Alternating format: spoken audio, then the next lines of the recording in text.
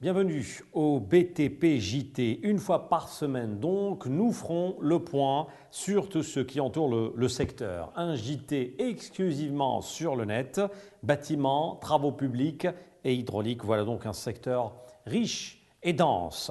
Ses activités sont nombreuses, ses opérateurs aussi. Pour ce premier numéro, nous avons choisi Brahim Hasnaoui, PDG du groupe qui porte son nom. Il sera avec nous dans un petit moment. Trois sujets, trois reportages pour commencer à suivre dans cette première édition. Au sommaire, le BTPH, créneau budgétivore, diront certains, des chiffres sur l'importation du matériel des travaux publics durant l'année 2013, une enquête, gros plan sur l'industrie de la terre cuite, et puis des brèves à la fin, notamment sur des adjuvants de troisième génération. 30 milliards de dollars par an, voilà donc ce qu'absorbe le BTPH. C'est tout simplement la moitié du budget de l'investissement du pays par année. Le CNIS, le Centre de l'informatique et des statistiques des douanes, nous apprend que l'importation des matériaux de construction ne faiblit pas d'année en année. Une locomotive pour la croissance économique nationale. Ainsi est considéré le secteur du bâtiment et des travaux publics en Algérie. Sans faire de bilan précis pour l'année écoulée, entrepreneurs et experts s'accordent à dire que ce marché est évalué à plusieurs milliards de dollars. Quoi qu'il en soit, ce qui est certain, c'est que les investissements consentis dans le BTPH sont énormes, à tel point que le secteur a du mal à les absorber. La raison, selon les spécialistes, un manque de performance conjugué à d'autres problèmes sur le marché que le patronat espère pouvoir régler en collaboration avec le gouvernement. C'est à cet effet d'ailleurs que 4 sous-commissions chargées de ce segment d'activité ont été installées à la faveur de la dernière tripartite. Leur mission, proposer les modalités permettant la facilitation de l'implication des entreprises nationales dans la concrétisation du programme national de l'équipement. Concernant le ciment, par exemple, les besoins appellent à de nouveaux investissements. Dans ce sens, des prévisions précises sont élaborées. Ainsi, à l'horizon 2022, la production nationale de ciment pourrait, grâce à l'installation de nouvelles cimenteries, atteindre les 44 millions de tonnes par an. La consommation annuelle, selon les mêmes prévisions, avoisinerait les 30 millions de tonnes, ce qui ouvrirait des perspectives d'exportation. C'est dire que la production du ciment est appelée à carrément doubler, car actuellement, les 14 cimenteries dont dispose l'Algérie sont d'une capacité de production installée de 19,5 millions de tonnes par an, alors que la consommation varie entre 20 et 21 millions de tonnes. La différence est compensée par l'importation qui a pratiquement doublé en 2012, d'un peu plus de 1 million de tonnes durant le premier semestre de 2012 à plus de 2 millions de tonnes au courant de la même période de 2013. En valeur, cela s'est traduit par plus de 211 millions de dollars au premier semestre de 2013 contre un peu plus de 113 millions à la même période de 2012. Les autres matériaux de construction ne sont pas en reste. Le besoin en produits rouges, agrégats, agglomérés, plâtre, rangs à béton, sable ne cesse d'augmenter en raison des chantiers lancés. Des projets sur lesquels est revenu fin décembre dernier devant l'APN, le ministre des Travaux publics, en mettant l'accent sur les difficultés qui entravent leur réalisation. Ce qui fait dire à plus d'un que le secteur ne dispose pas réellement des moyens de sa politique. Second reportage de notre édition du jour, il concerne quelques statistiques des importations du matériel des travaux publics. Retenez bien ce chiffre, plus de 8000 engins de construction ont été dédouanés durant l'année 2013, plus qu'appréciable. Les fournisseurs du marché de l'équipement des travaux publics et construction ont connu une période favorable durant l'année écoulée. Période au cours de laquelle 55 concessionnaires, en plus des entreprises opérant dans le secteur du BTPH, ont introduit près de 8100 engins, tout type confondu, le tout pour un montant qui dépasse les 36 milliards de dinars. Le besoin sans cesse croissant s'est fait ressentir depuis 2005, particulièrement sur le marché des backloaders selon les statistiques fournies par le CNIS. Ainsi, et grâce aux mesures d'accompagnement et de financement proposées, le marché a carrément quadruplé de 2005 à 2013, passant de moins d'1 millier d'unités annuellement à plus de 4000.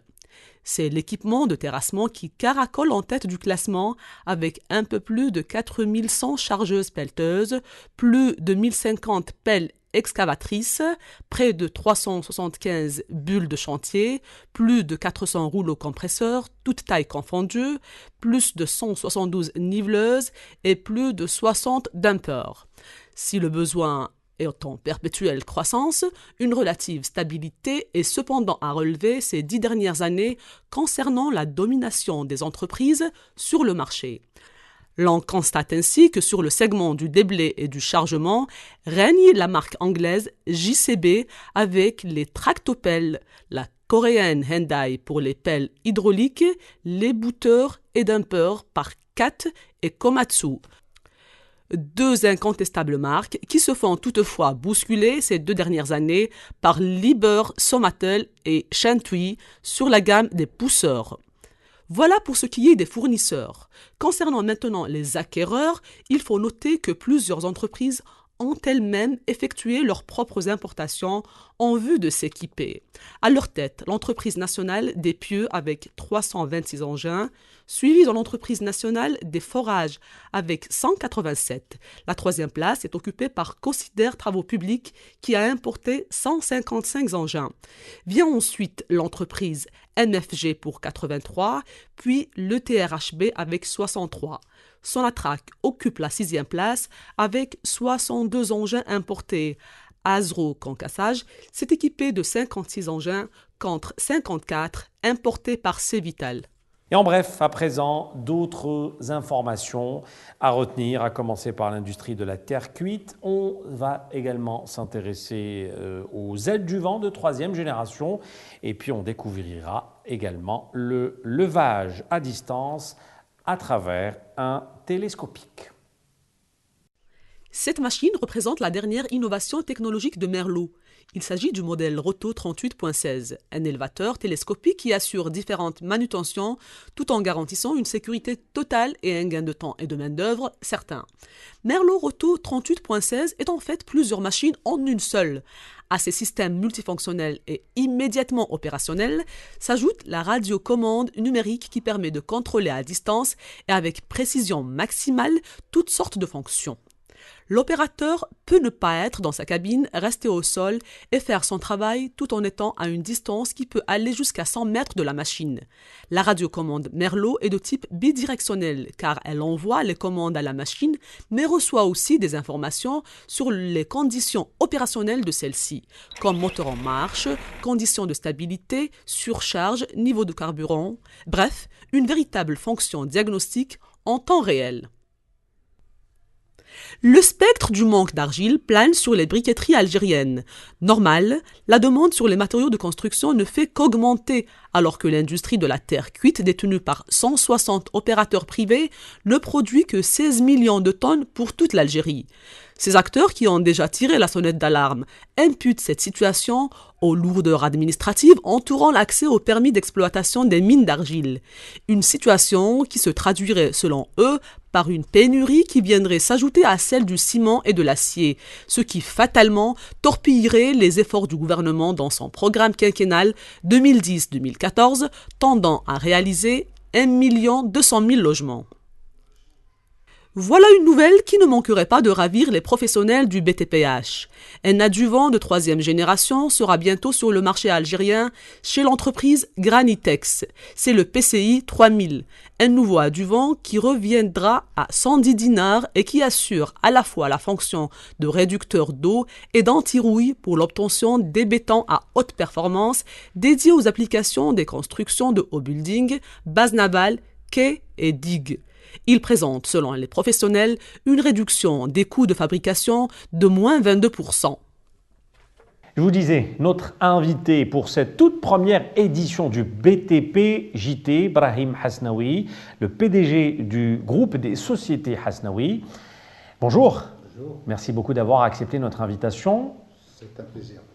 Alors, cette année 2013 s'achève, l'année 2014 commence à présent.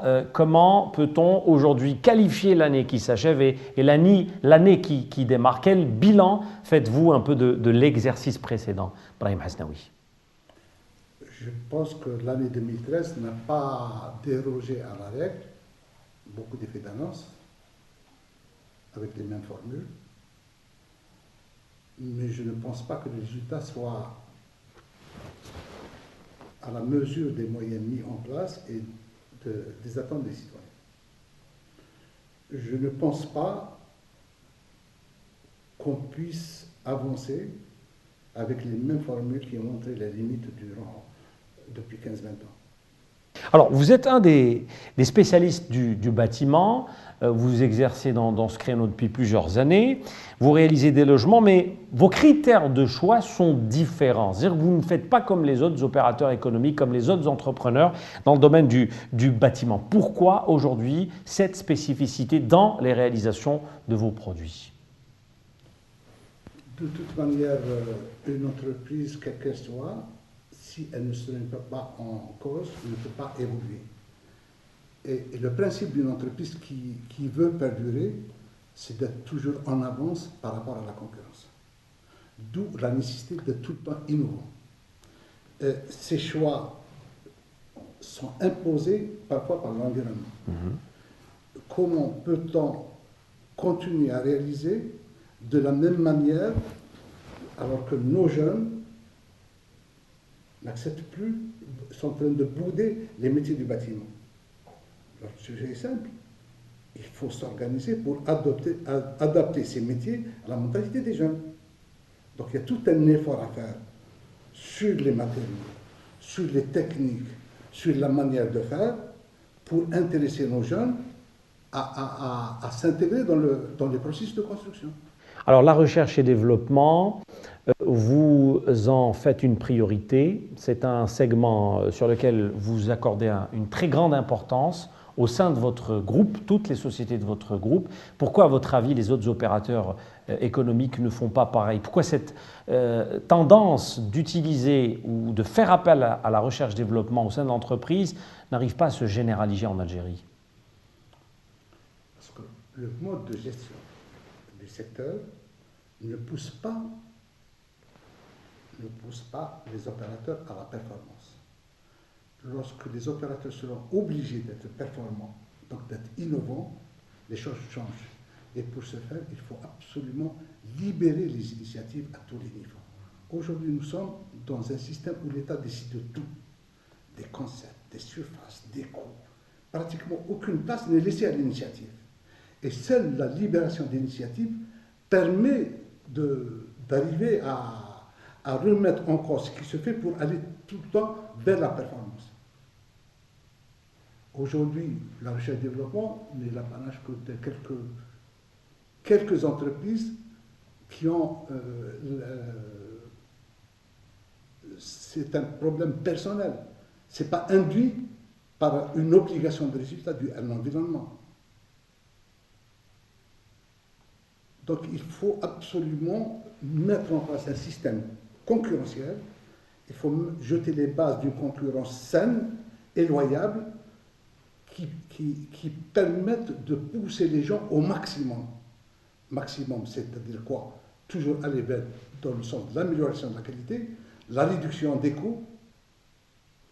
Et je ne pense pas qu'on soit dans cette situation parce que l'entreprise est totalement déconnectée par rapport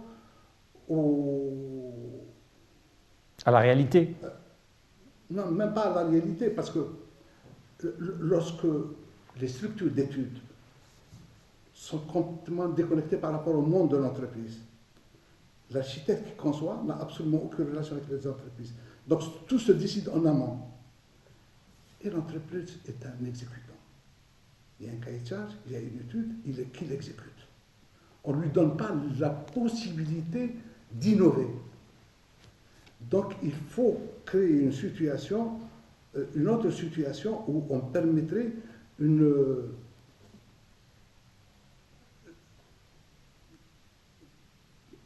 comment je dirais, Une liberté d'initiative.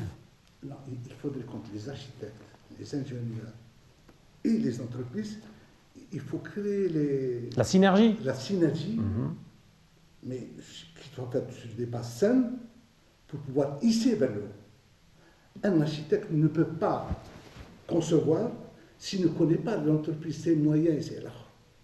C'est à l'architecte d'innover, de pousser vers l'innovation, de pousser vers la création. Je vous donne un exemple. On construit en briques. C'est le système le plus connu, qui est généralisé. Est-ce qu'il n'y a pas d'autres possibilités? Est-ce que le système permet d'aller vers d'autres systèmes? Je dis, le système aujourd'hui ne le permet pas. Il faudrait ouvrir et laisser développer d'autres initiatives. Il y a plein de possibilités. Par exemple, le plâtre. Tout ce qui est close à l'intérieur des constructions peut se faire en plâtre. Et différemment. Donc il y a plein de possibilités. Mais une fois le jeu ouvert, tous les investisseurs vont s'impliquer aussi bien en amont qu'à l'aval. Alors, en plus de ce segment recherche-développement, il y a le segment formation auquel aussi vous adressez une très grande importance. Le constat est clair. Aujourd'hui, il est difficile de recruter dans le secteur. Parce que les jeunes ne sont plus motivés pour le secteur du bâtiment. Donc il faudrait mettre en place un système de formation qui soit suffisamment cohérent, où tout le monde trouverait son compte. Et le jeune, et l'entrepreneur, et l'État. Et là, il faut absolument revoir le système de formation en s'appuyant d'abord sur les utilisateurs, c'est-à-dire les entrepreneurs. Il faudrait que les gens soient pris en charge de manière sérieuse. Il faut donner une formation de qualité. Pour avoir une formation de qualité, il faut des formateurs de qualité. Ce profil-là n'existe pas en Algérie. Donc aujourd'hui, il y a urgence de ramener le maximum de formateurs étrangers pour encadrer les jeunes, au moins dans la formation, et puis également pour former des formateurs. Je vous donne un exemple. 10 000 formateurs qui formeraient en une année 20 jeunes chaque année, une formation de qualité, c'est 200 000 emplois. C'est l'équivalent de la main-d'œuvre étrangère utilisée en Algérie. Même sur le plan coût, c'est insignifiant par rapport aux résultats escomptés. Et la formation, pour moi, est indispensable si on veut faire évoluer le secteur. Il ne peut pas y avoir de développement sans formation. Et de toute manière, la situation est telle que c'est l'étranger qui sont en train de profiter de la manne pétrolière. Comment expliquer qu'il y ait autant de Chinois, autant de Turcs, autant de... C'est par le fait que les Algériens ne sont pas formés. Et le système de formation actuellement est totalement inopérant. Et comme la nature a horreur du vide, il n'y a pas photo. Alors, Brahim Hasnaoui, la politique du logement, l'État a développé, on va dire, une stratégie ces dernières années. Beaucoup de spécialistes ne sont pas très satisfaits. Je pense que c'est aussi votre cas. Alors, cette politique du logement, est-ce qu'aujourd'hui, il faut revoir les choses autrement si on veut, une bonne fois pour toutes, régler ce problème? À mon avis, la plus grande chance que nous avons, c'est que la quasi-totalité du foncier continue à appartenir à l'État. Et qu'à partir du foncier, l'État peut planifier le développement du secteur, peut agir sur les politiques de l'habitat. Mais il doit le faire seulement en tant que régulateur. Et il faudrait impliquer les citoyens dans leur choix, en fonction de leurs moyens ou de leurs besoins. Pas les deux. Il faudrait que chaque citoyen participe en fonction de ses moyens. C'est ça le rôle de l'État. Et libérer l'ensemble des acteurs. qu'ils soient promoteurs, qu'ils soient entrepreneurs, qu'ils soient producteurs de matériaux de construction, pour créer un marché dynamique capable de tisser le secteur vers le haut. Aujourd'hui, c'est exactement l'inverse qui se fait. C'est l'État qui décide de tout. Des surfaces, des normes, des coûts. Et le résultat est ce que nous avons. Il faut que l'État opérateur, laisse sa place à un État régulateur. Et le fait de libérer les initiatives, vous allez voir comment les changements qui vont s'opérer. Il faut débureaucratiser et dépolitiser le logement. Si on arrive à faire ça, les résultats, j'en suis sûr, seraient spectaculaires. Et aujourd'hui, le système mis en place permet de solvabiliser, moyennant certains artifices techniques, la demande la plus fragile. Dès lors qu'on arrive à solvabiliser la demande la plus fragile, tout le reste est plus facile. Ça coûterait beaucoup moins cher à l'État, ça nécessiterait beaucoup moins de besoins à l'État, parce que l'État va intervenir à 2 ou 3 niveaux, au niveau des aides pour les demandes fragiles. L'État va s'impliquer au niveau de l'aménagement du territoire, des permis de construire et des certificats de conformité. Tout le reste, ça doit être une affaire d'opérateur.